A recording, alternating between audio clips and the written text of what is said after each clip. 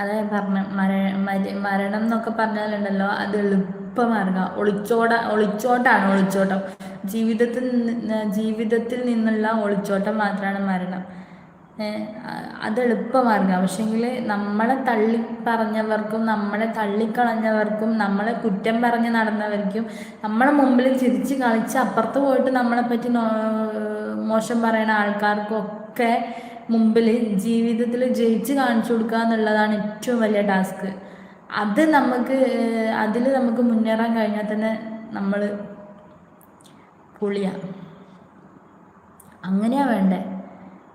എത്രയൊക്കെ അങ്ങനെയുള്ള സിറ്റുവേഷൻസ് വന്നാൽ അതൊക്കെ തരണം ചെയ്തിട്ട് നമ്മൾ സൂപ്പറായിട്ട് മുന്നോട്ട് വരണം.